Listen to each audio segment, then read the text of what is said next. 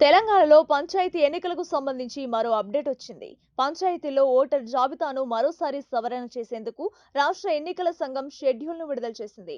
ఈ రోజు నుంచి 23వ తేదీ వరకు గ్రామాల్లో ఓటర్ జాబితాలను సవరించాలని నిర్ణయం తీసుకుంది.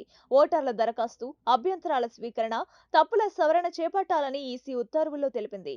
21న అభ్యంతరాల పరిష్కారం, 23న తుది ఓటర్ల జాబితా, పోలింగ్ కేంద్రాల ప్రచురణ ఉంటుందని పేర్కొంది.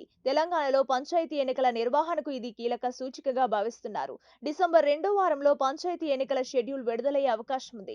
గ్రామీణ స్థానిక సంస్థల పాలనను కొత్త రూపంలో ఏర్పాటు చేయడానికి ప్రభుత్వం ఆసక్తి చూపుతున్న నేపథ్యంలో ఈ ఎన్నికల ప్రక్రియ మరింత వేగవంతమవుతుందని అంచనా. రిజర్వేషన్ల అమలు, హైకోర్టు, సుప్రీంకోర్టు ఆదేశాలకు సంబంధించి పంచాయతీరాజ్ శాఖ ఇప్పటికే దీనిపై నివేదిక ఇచ్చింది.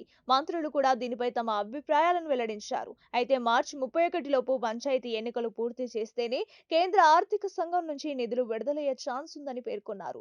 మరిన్ని ఎలక్షన్ అప్డేట్స్ కోసం మన ఛానల్ ని సబ్స్క్రైబ్ చేసుకోండి.